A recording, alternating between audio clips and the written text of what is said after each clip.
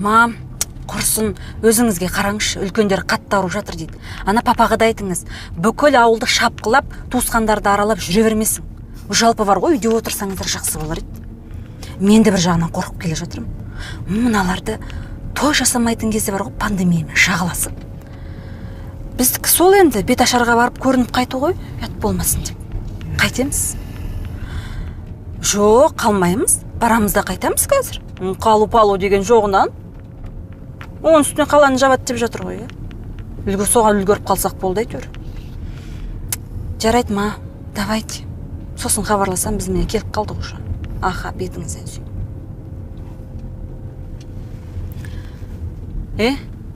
Сен қазір шыбап, өткен жолғыдай масқара болып жүрме. Барамыз да қайтамыз. Қалу деген жоқ. Қайдақ ішкен. Мен за рулемін ғой, қызықсың ба? Мен не саған жас баламын ба? За рулем!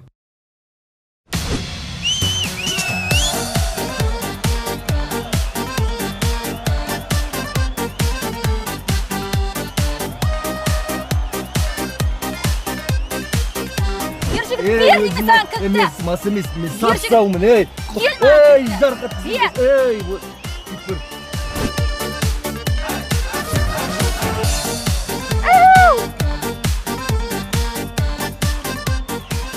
Ержігіт дейм. Ержігіт. Тофлен шаңғылдың. Нау ма? Бә.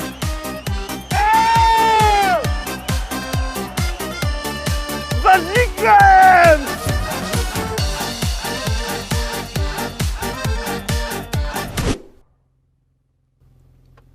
Қойшы қайдағын айтпай, сен де бір.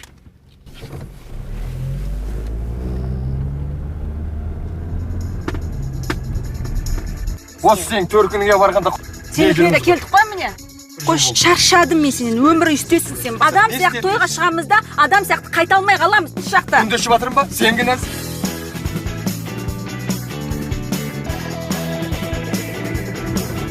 Өмірі үстесің, шаршадым мен сенен, бір өтші.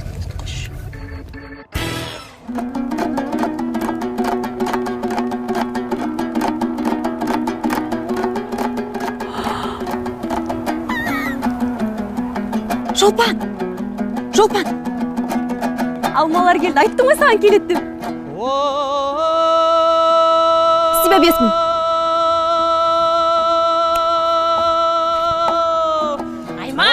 Алмалар келді. Сыланған сұлу ақерке армекен, құлап түскен қош жылан, қолаң шашың иықтай бойында бір мың бар мекен. Қасы көзі қиылып, құдай мойны иіліп, ақ маңдайлы ақша бел, жүрекке салмас талай өр, ақ сабағын... Не болды іші барлап? 5 минут түш тұрмайсың. Апам алмалардың кеген айтайын дегем, не болды сонша? Көрдік. Бар, тірлігін істе. Ерке қалидай мырзаның Апа, алмалар келді. Барлығымыз түгелдендік. Уайымдамаңыз. Алмалаған мен емес, келін келді көріңіз. Ал құрметті ағайын, кезекті сәлемді салдырмас бұрын. Осында 7 баланы мақсат мұратына жеткізген Бибіжамал апамыз бүгінде мінекей 7-ші келінін түсіріп отыр. Ал келінжан, осындағы 6 абысыныңа жақсылап иіліп бір сәлем сал.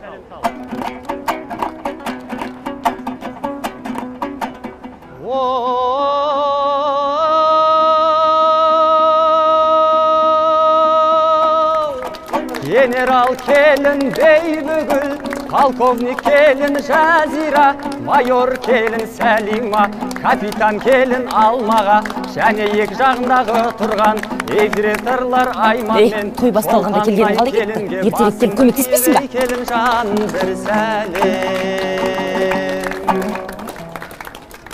Ал олай болса, ардақты ағайын, құрметті қонақтар, келіннің бетін кім ашса сол ыстық дейді. Осында Бибіжамал апамызды шақырып, келіннің маңдайынан сүйіп, таңдайынан түкіріп қоюды сұраймыз, ардақты ағайын.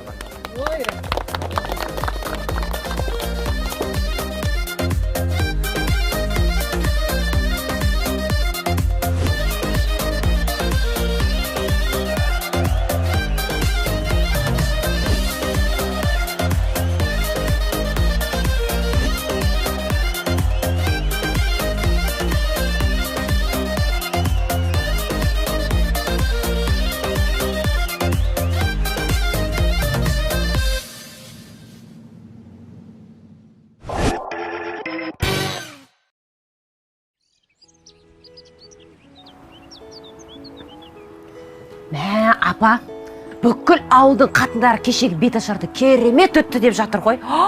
Ойбай, бұлардың беташарлары бұлай өтсе, тойлары қалай өтеді деп мә таң қалып жатыр. О, жеңешеміздің есебі түгел. Құлпырып отырған екен, 7-ші келінді түсірді. Енді маған бір беташар жасап берсе. Саған ана Виталийдің жесірін алып берем. Отыр сосын сонымен. Қай Виталийді айтып? Ана тракторист Виталийді айтам. Ана поштада істейтін Валя деген. Ой, жоқ, рахмет. Виталийдің артынан кететін жағдай жоқ. Амансыз апа. Амансыздар. Ана Айман мен Шолпан қайда? Әлі ұйықтап жатыр ма? Оятсаңдар. Сәлем бердік.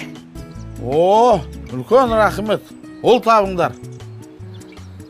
Ай, мынау ауылға келгендерің жақсы болды. Енді маған кішкене егістікке көмектесіп бересіңдер ғой. Ой, көке, біз жас бала емеспіз ғой баяғыдағыдай. Бала бар, жұмыс бар. Ой, еңбектерін жемеймін ғой, не болды? Бәрі басқа біреуді жалдайын ба мен? Бала күнімізде егініңізді екіп келе жатырмыз, бір ақалғаным жейсіміз. Ай, мына жеңеше, қалаға барып бұзылайын депті мыналар. Қайта таза ауада жұмыс істеп кішкене шынығасыңдар ғой. Өздеріңе жақсы емес па? Ер жігіт. Әрине, болат қалуға, я? Ер жігіттің түкте уақыты жоқ. Қалаға қайтуымыз керек, жұмыстарымыз бар. Қайтқан несе, өздерін кешігіп келіп, елден бұрын тайып тұрайын дегенін қалай кетті? Мәселе таю-таймауда емес, қаланы жабайын деп жатыр. Естідіңіздер ме? Бибігүл жеңге, Жазира жеңге, қайтпайсыздар ма? Ой, таңғарадай қаланы жауып тастайтынға кім сенеді? Оттаған әңгіме оның бар. Жауы мүмкін ба, Назақ? Осы әңгіме көке. Не, айтып отырмын. Бір еріккен біреудің ойлап тапқаны да ол. Жаңалық басталды. Даусын шығаршы. Не деп жатыр екен көрейік. Нұрсұлтан мен Алматы қаласында бүгіннен бастап карантин күшіне енді. Түнгі сағат 00:00-де қос қаланы қоршай орналасқан блок бекеттердің жұмысы басталды. Алғашында 6 бекет болады деген Нұрсұлтан әкімдігі 7-ші бекетті іске қосты. Сап түзеген әскери техникалар бас қаланы қоршапты. Ал Алматыдағы 27 бекет жұмысын бір уақытта бастады.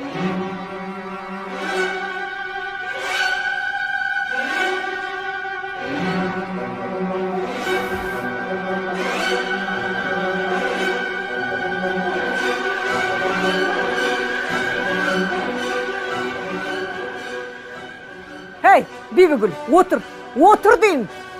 Жабылатын қала жабылды.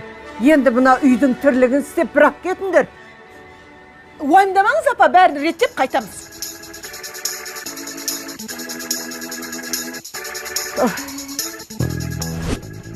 Жазира, біз асығыспыз.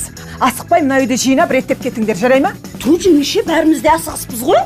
Ничего не знаю. Мен саған табыс қылдым, болды. Сәлема? Жеңеше? Сен бізге ренжіме. Ағаң асығыс. Біз кете берейік. Үйді өздерің реттеңдер. Жеңеше? Асыққан нес? Бәріміз бірге жабылып бітіріп тастайық та, сосын шығамыз ғой бірге. Сен қайдан шығасың? Осы үйдің қатын емессің бе сен? Давай жинаңдар, я ничего не знаю. Шуламандар! Шуламандар! Алма, не? Ештеңе? Екеуің тайып тұрмана, үйдегі тірліктерді бітіріп кетіңдер, түсіндер ма? Ағыркешка, біз қаптасып тұрыз. Үйдің бәрін таптаз етіп жинап қой, жарай ма жанымсың? Умничка ты наша.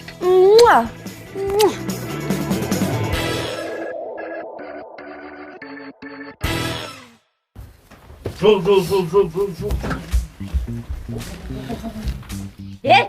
Кетем дегендерің қалай кетті? Сендерге мына үйдің бәрін жинастырып кет дегенім қайда? Ағырке бәрін өзім жинайын, бара беріңдер деді ғой. Апа, Ағырке 3 күн жинайды мына үйді.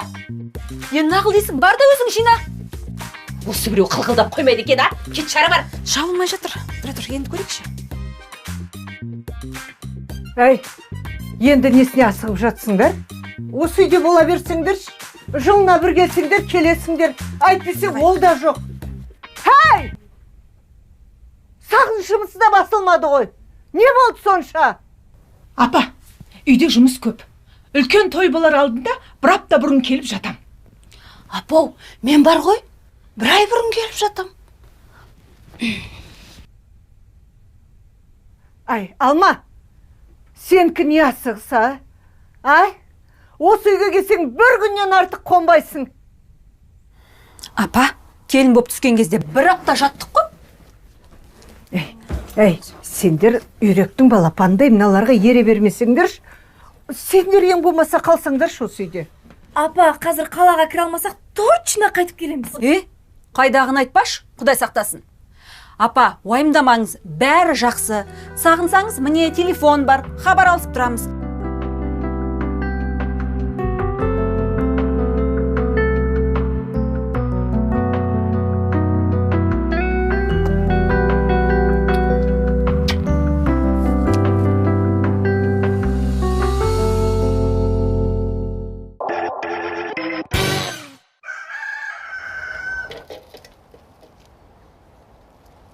Қалған жабылған бәлесі де жоқ. Өздері кеткісі өліп бара жатыр бар ғой, өліп бара жатыр. Әй, сен мына түріңмен айналайын, 3 күн емес, 30 күнде бір-ақ жуып бітесің ғой. Баяғыда біз келін болып түскенде ешкім көмектеспейтін, бәрін өзіміз жасайтынбыз. Мен саған ақыл айтайын. Егер сөз естігің келмесе, тез-тез қимылда.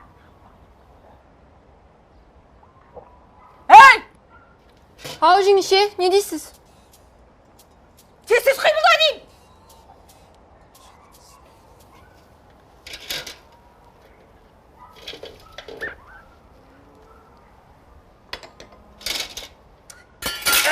Бір бұлжырап.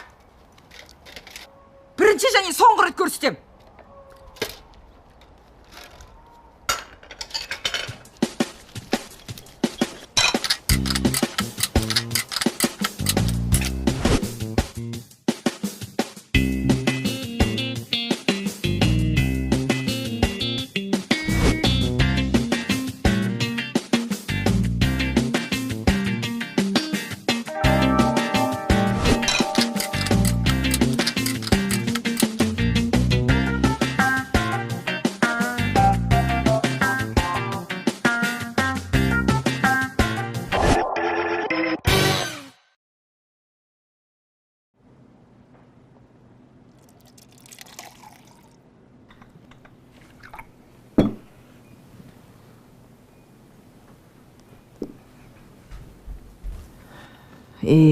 Ерке бала. Келіндер қалаға барып, біраз өзгеріп қапты. Ой, кезінде өзіңіз қандай едіңіз жеңеше. Ағама сөйлемекті көзіне тура қарамаушы едіңіз ғой. Сәлимама рахмет. Жүгіріп жүріп бәрін бітіріп жүреді әйтеуір. Ой, Сәлима дегеніңіз қазір ауылдағы келіндердің ең алды ғой.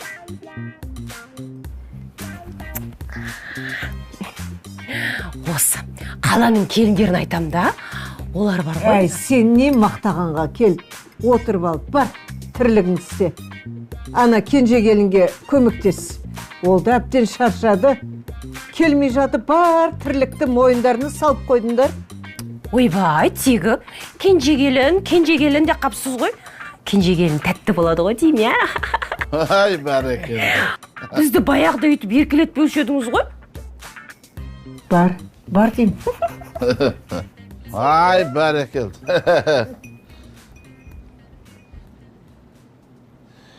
Жеңеше, барлық келіндеріңізді қолыңызға қайтадан алып келсе.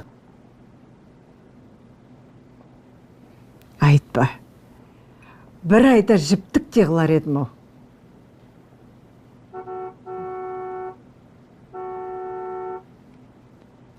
Ай, Сәлима! Мынау екі кештің арасында кім адасып жүрген? Сәлима! Түндер өтіп жүрген кімдер болды күні? Ойбай, апа, ана қаладағылар қайтып келіпті. Қаланы қоршап жауып тастапты ғой, тірі жан кіріп шыға алмайды екен. Масқара ғой мынау, масқара ғой мынау, жабық қой бәрі. Шаршадық, апа, шай құйыңызшы, өлдік қой мынау. кіру мүмкін емес. Қарумен қоршап алған. Ой. Қанша көз жауып сонда? Ой, білмеймін көке. Түрлері жаман ұзағынан жаптау.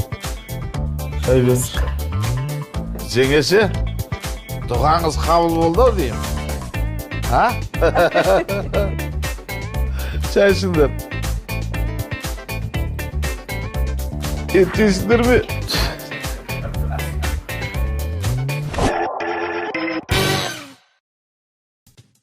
Қайдасыңдар, келіңдер, төсектерін салыңдар. Шолпан, бір кел бері. Қайда жатасыңдар сендер? Мен Шолпан емес, Айманмын. Бәрібір емес па, қайда жатасың дейін? Біз Шолпан екеуміз далаға жатамыз. Ойбай, далаға жатып, боқтарыңмен бірге қатып қалыңдар, я? Мә, залға барып жатасың. О, жеңеше. Ойбай, біздің Ханшайым қайда жатады? Я ничего не знаю, я с мужем буду спать в спальне. Тоқта, қайдағы спальня?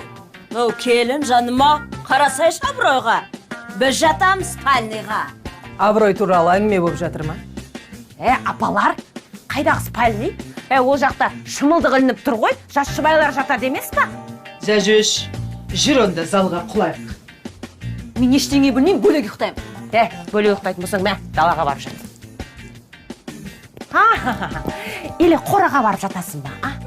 Бірақ ол жақта жалғыз жатамайсың. Ол жақта қойлармен бірге жатасың. Шолпан шырағым. Шолпан емес, Айманмын. Какая разница? Мына көрпешелерді екі қабат емес, бір қабаттап сал. Қазір жеткізе алмай қаласың. Хорошо. Апа дейм. Тұра тұршы. Ой, апа. Не болды? Мына карантин ұзаққа созылатын түрі бар. Мына үйге қайтып сиямыз. Енді маған не дейсің? Қуып шығайын ба бәрін? Жоқ, қайдағын айтпаңызшы. Көкем үйі бар емес па?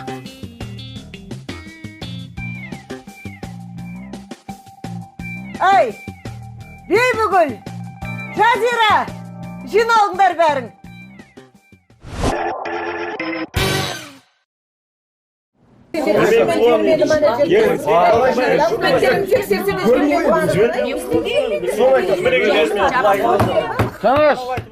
Тыныш.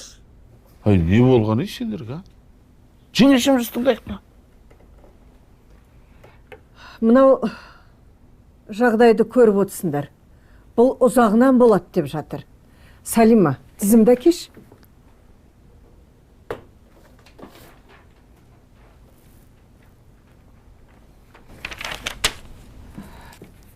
Міне, 7 балам, 7 келінім, 11 немерем, бәріміз 27 адамбыз. Тұра тұрмызшы? 27. Қалайша 27? Солай ғой, дұрыс қой. 7 ер адам, 7 әйел адам, 11 немере, барлығы 27, дұрыс қой? Ой, есептен жұрдай болғыр. Қарасайшы міне. 7 қосылған 7. 14 па? Иә. 14-ке 11-ді қоссаң, 25 па? Міне 25. Жеңешем екеуміз неге қоспай отырсыңдар сендер?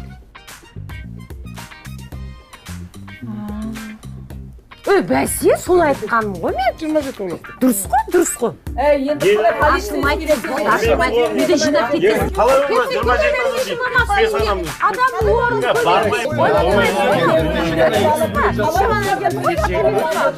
Қалай? Тыныш. Ай, жеңешеміз тыңдайықшы, не болды сендерге? Қайда барасыз? 25 болайық, 27 болайық. Бәріміз бұл үйге сыймаймыз. Дұрыс. Ой, сыймаған не сапа осы үйге сыйма қостық қой, сиямыз бәріміз. Сол айтамын. Бәріміз Сыймайсыңдар дейін. қайдан ұқсап?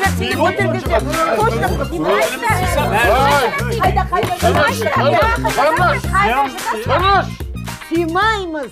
Қайта отыр. Қара, залға 7 адам жатады. Менің бөлмеме 4 немерем жатады. Спальныйда шымылдық тұр. Ал төсек жинаған бөлмеде 5 адам жатсын. Сонда 9 адам қайда жатады?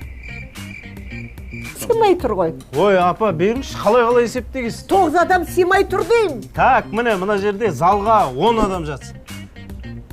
4 немере сіздің қасыңызға жатады. спальныйда 5 адам жатсын. Төсек бөлмеде 5 адам жатсын. Спальныйда шымылдық тұр деймін. Так, бірақ 2 жас жұбай сыймай қалады екен. Олар қалай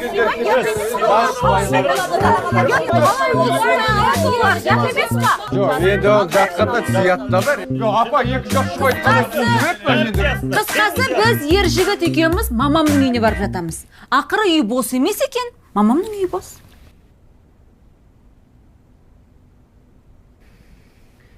Мамаңның үйіне бармайым. Неге бармайсың? Мамаңның үйіне бармайым.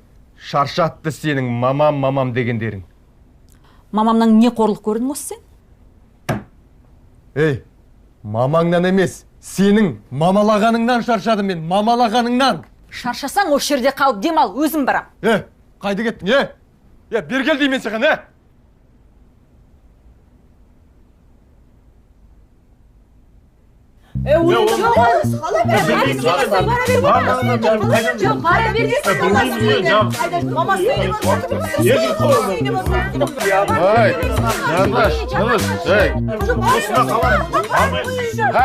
Тыныш. 27 болыңдар, 37 болыңдар. Сыймайтындарың анық қой. Менің үйім бос тұр ғой. Ой, көке, білеміз ғой сізді. Үйіңізге апарып, біз қара жұмысқа салмақсыз ғой. Менің үйім бөлек тұрғаны болмаса, жеңеш айтсаңшы, мен де осы үйдің адамымын ғой. Кемінде 2 апта жатасыңдар. Мүмкін сақырлаған еркек. Енді бос жатасыңдар ма? Бос жатайын деп тұрған кім бар, көке? Ауылдан жұмыс табылады, керек жоқ. Жұмыс деп не қыласың? Мен беріп отырмын ғой саған жұмысты, мен беріп отырмын. Көке, сіздің қара жұмысыңыз бізге болмайды. Жеңеше, мына балалар бітіпті ғой қалаға барып.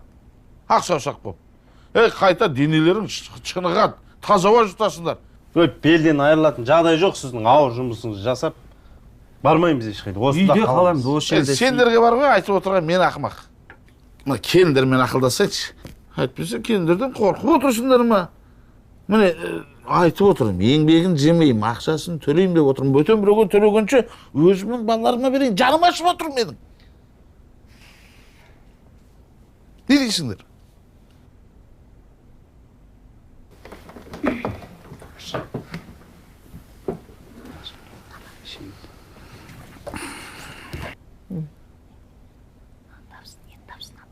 Не істейміз?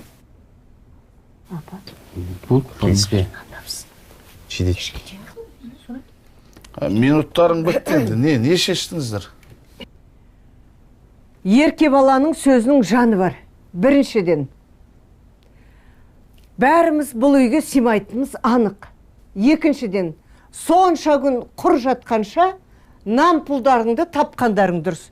Дұрыс па? Дұрыс. Қойыңшы апа, керек жоқ, көкем. Осы үйде жатамыз. Осы үйде жатып, тып-тыныш демалғанымыз жоқ. Керек жоқ. Шешім. 7 жігіт Алғадайдың үйіне барады, 7 келін осында қалады. Бітті.